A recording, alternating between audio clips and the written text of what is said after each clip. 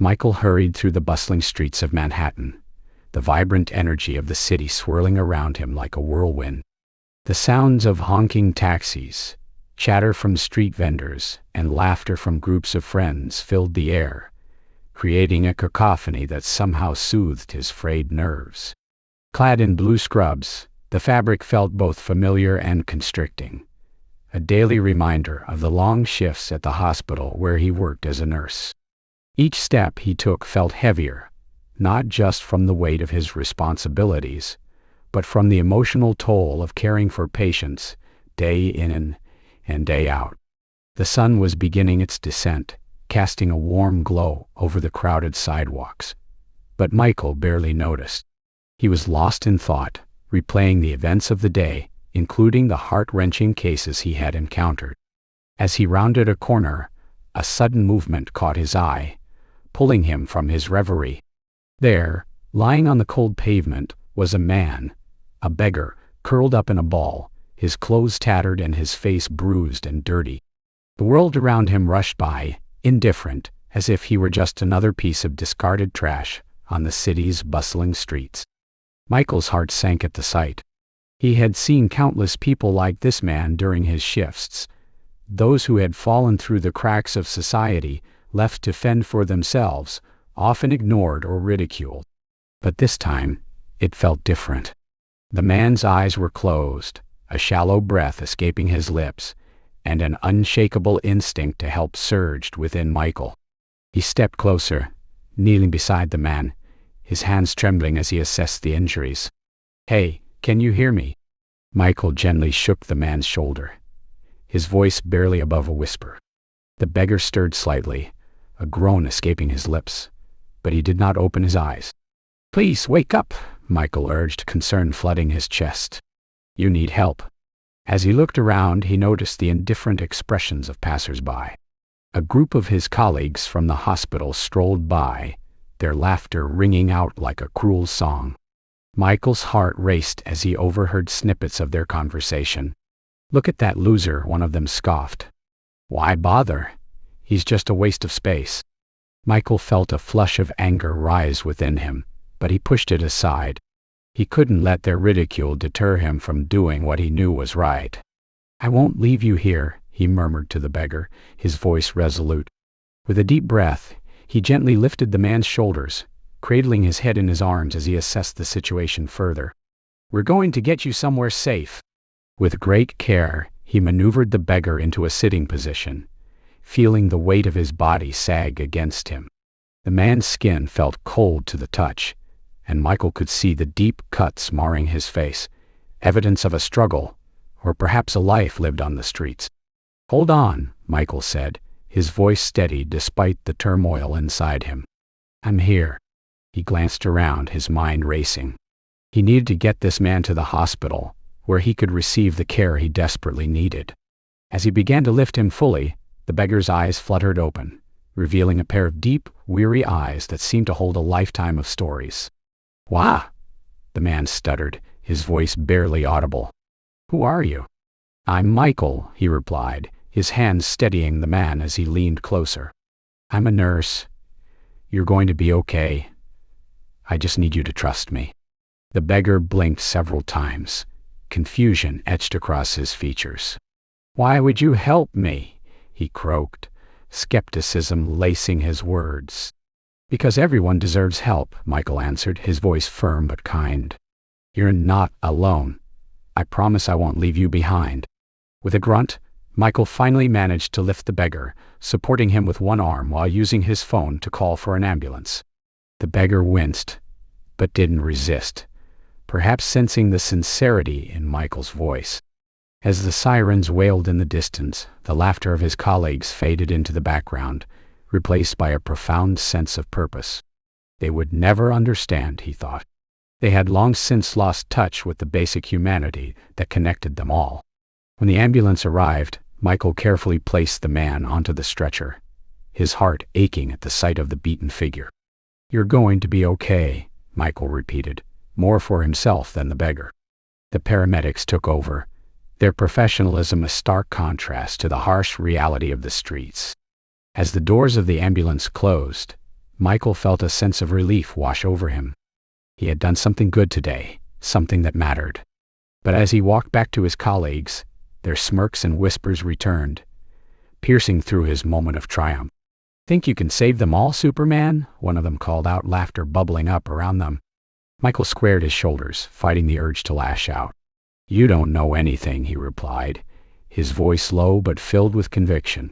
"He's a human being just like you and me, and he deserves a chance." The laughter died down, replaced by a moment of uncomfortable silence. Michael turned away, feeling the weight of their judgment behind him but resolute in his decision to help. As he arrived at the hospital, adrenaline coursing through his veins, he felt a flicker of hope.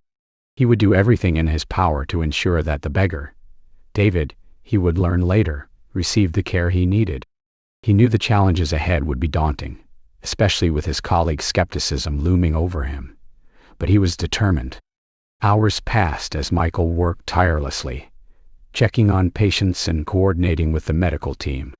His mind kept drifting back to David, the wounded beggar who had ignited something deep within him. What had brought him to this point? Who was he, really? The question swirled in his mind, igniting his curiosity and compassion alike. Finally, when he had a moment to breathe, he found himself standing in the break room, staring out the window at the city skyline. The lights began to twinkle like stars as night fell, and he couldn't shake the feeling that this encounter was a turning point in his life, one that would lead him down a path he never anticipated. "Hey, you okay?" a fellow nurse asked, breaking his reverie. It was Sarah, one of the few who had always been supportive of his compassionate nature. "Yeah," Michael replied, forcing a smile. "Just thinking about a patient I helped earlier. Must have been a tough one," she said, her eyes filled with understanding. "You always take on so much." Michael nodded, feeling the weight of his emotions. He was a beggar. I couldn't just leave him there. "You've got a good heart, Michael," Sarah said softly. "Just make sure you don't lose yourself in it." He appreciated her concern, but he couldn't shake the feeling that he was meant to help David. The thought of him alone, suffering in silence, haunted him. "I won't," he assured her, though he knew the journey ahead would be anything but easy. As the night wore on, Michael found himself restless, unable to focus on anything other than the mysterious beggar who had crossed his path. Determination burned in his chest, and he knew he had to learn more about David. The fleeting encounter had awakened something within him, a call to action that he couldn't ignore. With his heart set on uncovering the truth, Michael resolved to delve into the life of the man he had helped, eager to discover the profound stories and secrets that lay hidden behind the bruises and dirt. He would find David, and in doing so, perhaps discover more about himself than he ever expected. The bustling streets of New York City held countless stories, but one had found him, and he was determined to follow it to the end. Michael stood in the hospital's dimly lit break room, the air thick with skepticism and the remnants of his colleagues' laughter still echoing in his mind. He had always been the compassionate one, the nurse who would hold a patient's hand during the toughest moments. But today he felt the weight of their ridicule more acutely than ever. "Why do you care so much about a homeless guy?" one of them had scoffed, a tall nurse with sharp features and an even sharper tongue. "He's just a beggar. You can't save everyone, you know." He had brushed off the comment, forcing a smile, but inside, doubts churned. What if he was wasting his time? What if David, this wounded beggar he had taken under his wing, was just another lost cause? But as Michael poured himself a cup of coffee, he thought of the moment he found David, crumpled on the pavement, a ghost among the living. He couldn't shake the image of those vacant eyes, the way they flickered with a hint of humanity when Michael had touched his shoulder. "Hey, Michael," a voice interrupted his thoughts. It was Sarah, a fellow nurse who had always been supportive. "You okay? I heard what they said. Don't let it get to you." "Yeah, I'm fine," he replied, forcing a chuckle. "Just trying to figure out how to best care for David." "You're a good person, you know that. Just don't get too attached. It's a slippery slope," she cautioned, her eyes narrowing with concern. Michael nodded, but her warning hung heavy in the air. After a long shift, he returned to David's room, a small, sterile space that felt more like a prison than a haven. The rhythmic beeping of the machines surrounded him, a reminder of the fragility of life. David lay there, his face pale, but Michael could see the faintest hint of color in his cheeks. "Hey, David," Michael whispered, pulling up a chair beside the bed. "It's me, Michael. I'm here." A soft groan escaped David's lips, and his eyes fluttered open. The confusion in his gaze was palpable, but when he focused on Michael, a flicker of recognition sparked. You found me," David rasped, his voice hoarse and shaky. "Oh, of course I did. You're safe now. Just focus on getting better," Michael encouraged, his heart racing at the sound of David's voice. David's gaze drifted to the window where the sun was beginning to set, casting orange and pink hues across the sky. "I remember. The streets. The cold. I thought I was done," he murmured, his words barely above a whisper. "You're not done. You're here, and I'm going to help you," Michael replied, his voice steady, though he felt the tremors of uncertainty within him. "Can you tell me what happened?" David hesitated, his eyes narrowing as if he were trying to piece together fragments of a shattered memory. It's not that simple," he said softly. "There are things I can't explain." Michael leaned in closer, intrigued. "You can trust me, David. Whatever it is, I promise I won't judge you." A small smile tugged at the corners of David's lips, but it was fleeting. "You're different," he said, his eyes locking onto Michael's. "Most people, they don't care to look deeper. They see what they want to see." "I just want to help you," Michael insisted, feeling a connection that transcended their circumstances. "You deserve to be heard." As days turned into nights, Michael continued to care for David, tending to his wounds and ensuring he received the proper medical attention. With each passing day, David's strength began to return, and with it, fragments of his past started to emerge. He spoke in riddles, sharing stories that seemed both fantastical and painfully real. "I once had a life, a beautiful life," he began one afternoon, staring blankly at the ceiling. "But sometimes to truly see the world, you have to step away from everything you know." "What do you mean?" Michael asked, captivated. David chuckled softly, a sound that held a mix of sadness and nostalgia. "I had everything: money, power, respect. But I was blind. I was a fool." Michael furrowed his brow, sensing the weight of David's words. "And you gave it up?" "Yes," David replied, his voice gaining strength. "I wanted to understand, to feel. So I chose this life, the streets." He paused, looking directly at Michael. "But it's not what you think. It's not romantic or noble. It's brutal." Michael felt a pang in his heart. "I want to understand. Help me." David's gaze softened, and for a moment he seemed to wrestle with his thoughts. "You're kind. Kindness is rare out there, but it's not enough," he murmured. "There's a darkness that comes with it. A cost." "What kind of cost?" Michael pressed, feeling a sense of urgency in David's words. "Loss," David replied simply, and for a heartbeat the room fell silent, the weight of his statement lingering like a heavy fog. As the days passed, Michael grew more attached to David, feeling a bond that he couldn't quite explain. Yet every time he reached out to uncover more of David's past, he was met with layers of guardedness. It was as if David was a puzzle, each piece carefully hidden, waiting for the right moment to reveal itself. One night, Michael found himself awake, staring at the ceiling, thoughts racing through his mind. He couldn't shake the feeling that there was something significant about David, something that transcended their chance encounter.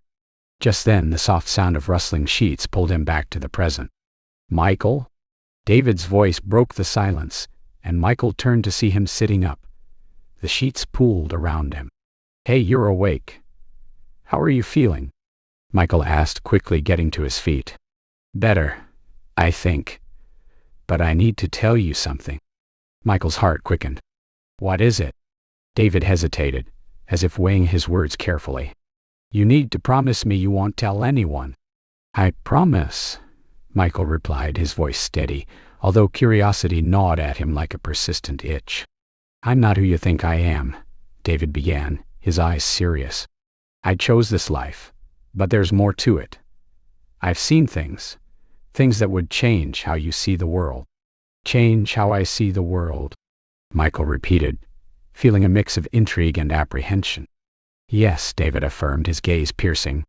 "People are not just what they seem. You have to look beyond the surface." "What do you mean?" Michael pressed, leaning closer. David sighed, a deep, weary sound. "I've witnessed kindness and cruelty, love and hate. You think you're helping me, but maybe it's me who's helping you." Michael felt a shiver run down his spine. "Helping me? How?"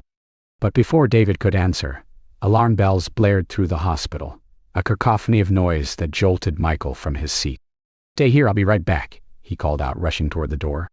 As he stepped into the hallway, the urgency of the situation pulled him away from David's cryptic words. He worked through the chaos of the hospital, tending to patients and assisting doctors, adrenaline coursing through his veins. Yet even amid the frantic activity, his thoughts remained tethered to David. Hours later, when the dust finally settled and the night grew quiet once more, Michael returned to David's room, breathless and eager. But the bed was empty. "David," he called out, panic rising in his chest. Silence. The sheets were neatly folded, the pillow indented as if it had only recently been occupied. But David was gone, leaving behind an eerie stillness that felt hauntingly hollow. Michael's heart raced as he searched the room, hoping against hope that David had merely stepped out. But deep down, he knew something was amiss. On the bedside table, something caught his eye, a crumpled note. He picked it up, his hands trembling as he unfolded it. "Thank you for seeing me," it read in a shaky scrawl. "Remember, kindness is a choice. Choose wisely." His breath hitched as he read the final words. What did it all mean? As he stood there, the weight of David's absence settled heavily on his shoulders, leaving him with more questions than answers. The bright morning sun filtered through the hospital windows, illuminating the sterile white walls that surrounded Michael. He stood by the nurse's station, his fingers tapping nervously against the countertop as he replayed the events of the previous day in his mind. The sudden disappearance of David, the beggar he had cared for so deeply, left an emptiness in his heart that felt insurmountable. He could still hear David's raspy voice, the way it cracked as he shared snippets of his life, and the haunting look in his eyes that hinted at untold stories.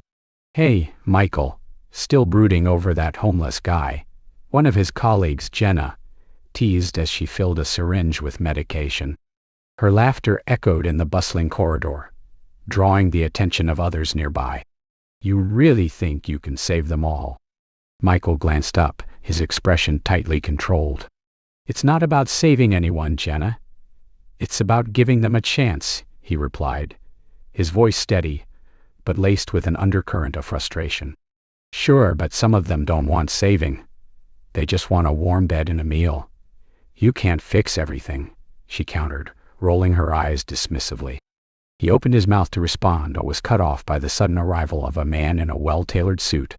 The man carried an air of authority, and his presence commanded the attention of the staff. "Excuse me, I'm looking for Michael Hayes," he announced, his voice firm yet polite. Michael stepped forward, curiosity piquing his interest. "That's me. How can I help you?" "Mr. Thompson, from the law firm Thompson and Associates." The man introduced himself, extending a hand. "I have some important news regarding David." Michael's heart raced at the mention of David's name. "What about him? Is he okay?" he asked, anxiety creeping into his tone. "Unfortunately, I cannot confirm his current well-being, but I can tell you that he left behind a significant donation in your name," Mr. Thompson replied, his expression serious. "A rather generous amount, actually." Michael felt a wave of disbelief wash over him. "A donation? In my name? Why would he do that?" David believed that your kindness made a difference during his time in the hospital. He wanted to acknowledge that, Mr. Thompson explained, pulling out a document from his briefcase. He handed it to Michael, who felt the weight of the paper in his hands. An official letter confirming the donation. What do you mean by significant? Michael asked, scanning the document rapidly. His breath caught in his throat as he read the number, more than he could have ever imagined. This is incredible. Yes, it is. However, there are conditions attached to this donation. I'd like to discuss them with you, Mr. Thompson said, his gaze steady. Michael looked up, confusion etched on his face. Conditions? What kind of conditions? There are several projects that David wanted to support, aimed at helping the homeless community.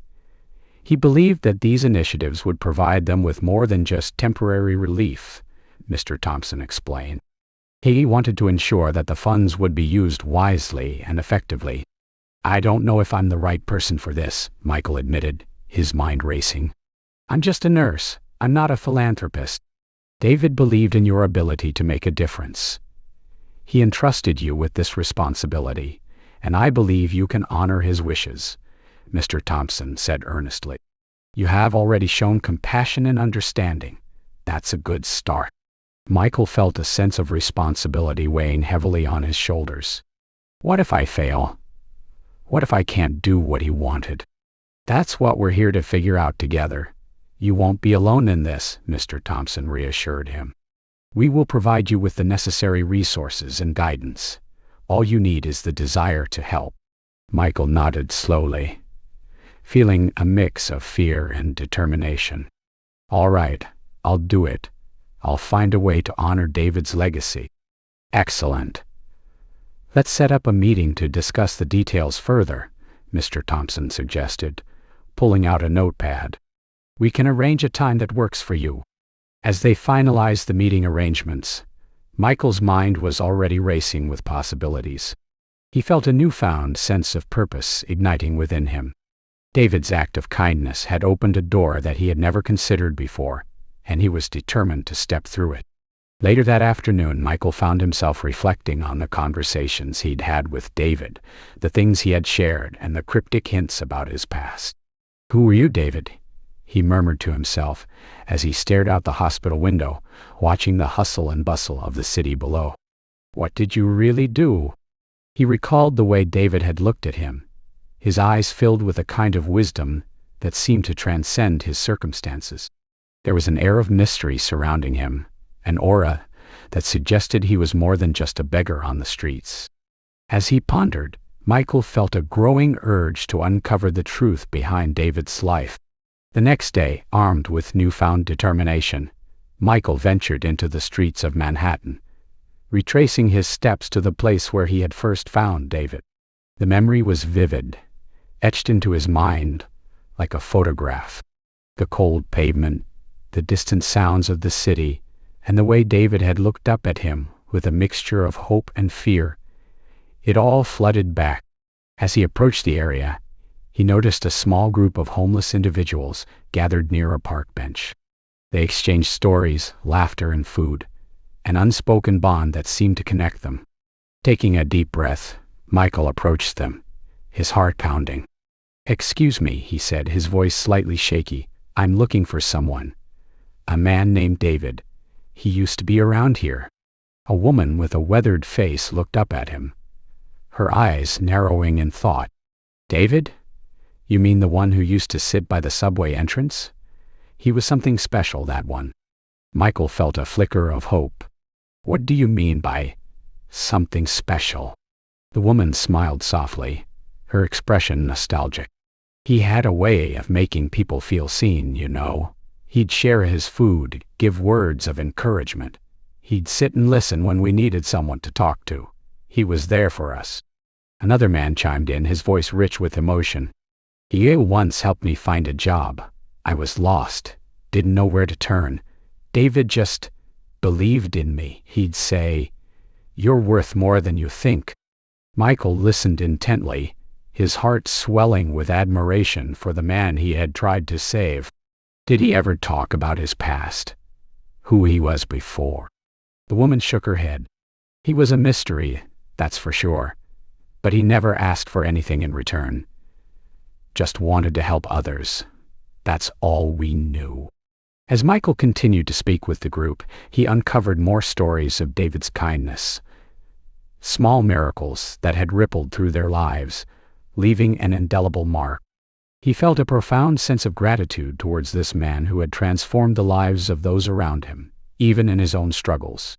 "Thank you for sharing this with me," Michael said earnestly, his heart heavy with emotion. "I want to honor his memory and make sure his legacy continues." "You've got the heart for it, Michael. Just remember, it's not about the money. It's about the connections you make," one of the men advised, patting him on the back. As Michael walked away, he realized that David was more than just a beggar. He was a beacon of hope in a world that often overlooked the vulnerable. The stories he had heard, the lives David had touched, all resonated within him. With each step, Michael felt a sense of purpose solidifying within him, a desire to carry forward David's legacy of kindness and compassion. Later that evening, as he sat in his small apartment, Michael sorted through the papers left by Mr. Thompson. The donation details were overwhelming, but he felt a growing conviction to use the funds to create something meaningful, to start a project that would reflect David's spirit. His phone buzzed and he looked down to see a message from Mr. Thompson confirming their meeting. "Time to start this journey," he whispered to himself, a determined smile breaking across his face. With David's memory guiding him, he was ready to dive into the unknown, embracing the challenges ahead. In that moment, Michael understood that this was not just about the money or the projects he would undertake. It was about making a difference in the lives of others, just as David had done for him. The path was uncertain, but he felt a spark of hope igniting within him, an unyielding belief that kindness, when shared, could create waves of change in the world. Michael stood at the corner of the bustling street where he had first encountered David, the beggar whose life had unexpectedly intertwined with his own.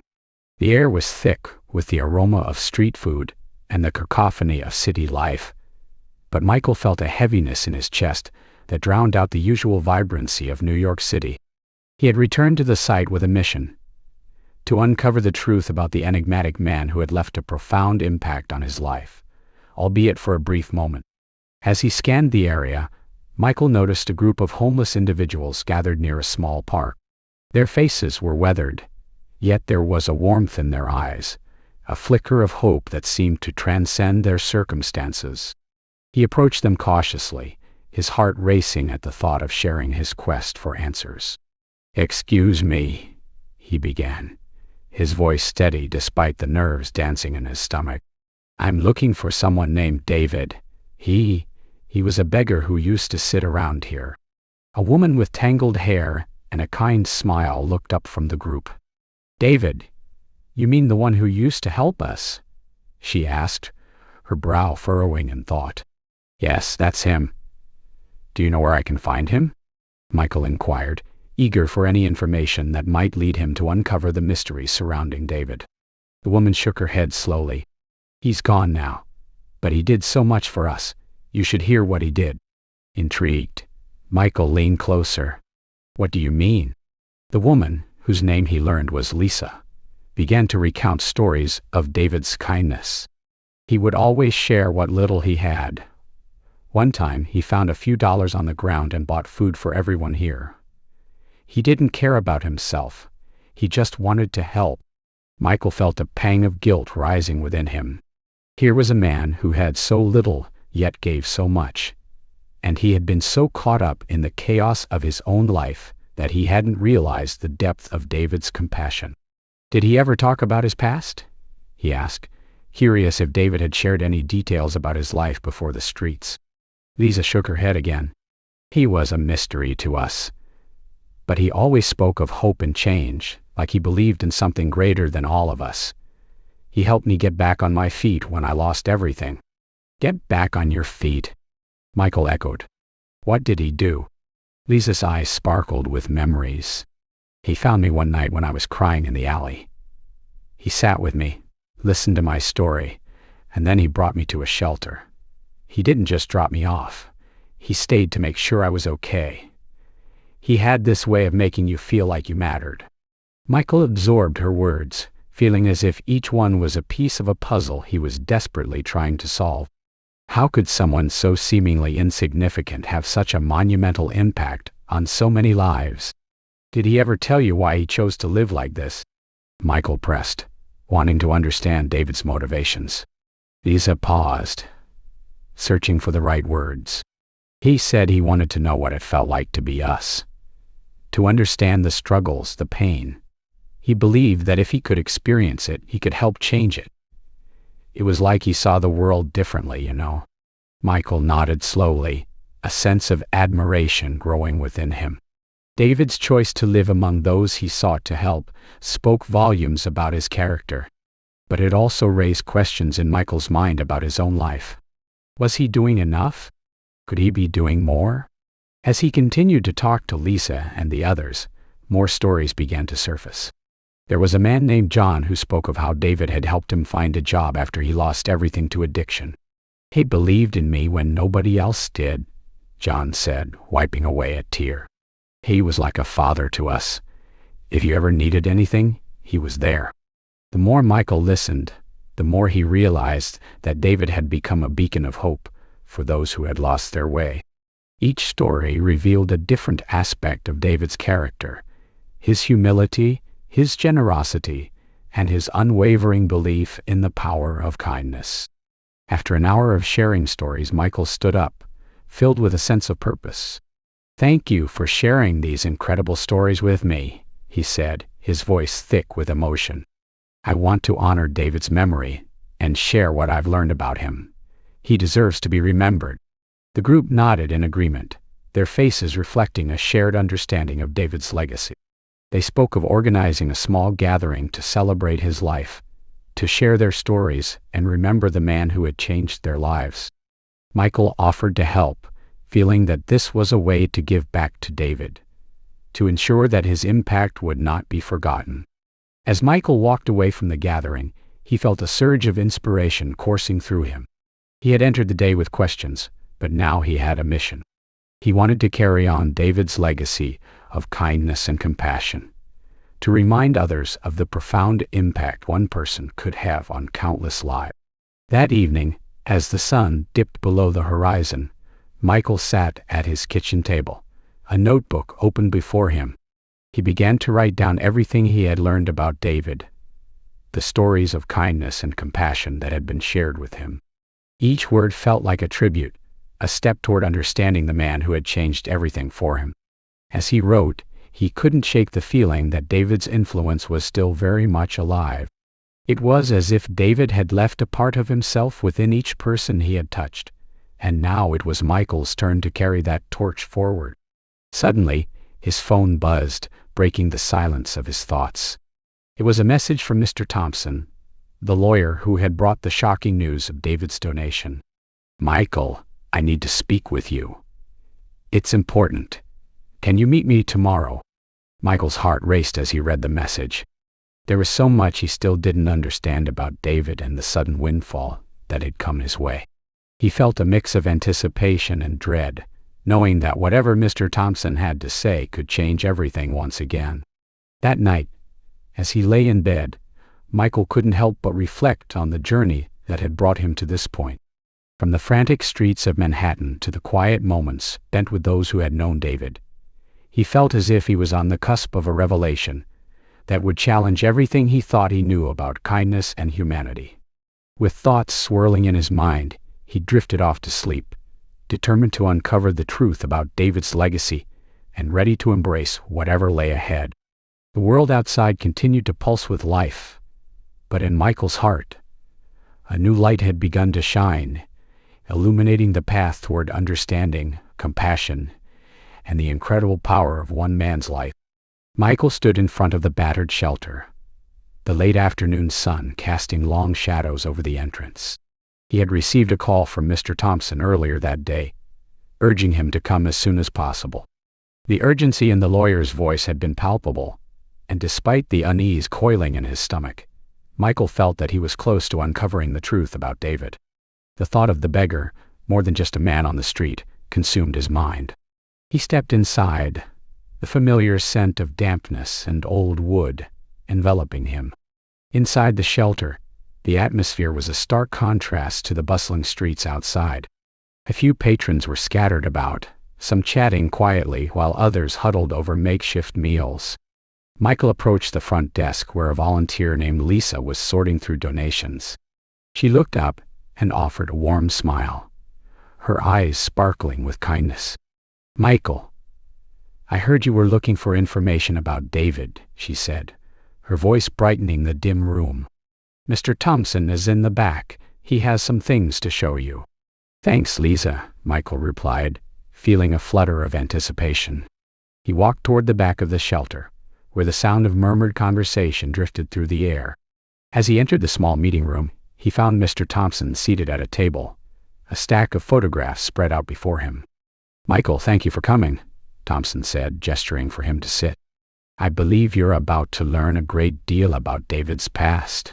Michael lowered himself into the chair, his pulse quickening as he glanced at the photographs. They depicted a younger David, his face illuminated by joy. In one picture, he was seen shaking hands with a prominent senator.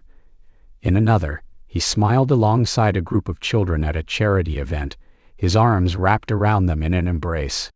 Who was he?" Michael asked, his voice barely above a whisper. "I thought he was just a beggar." Thompson looked at him with a mix of sympathy and admiration.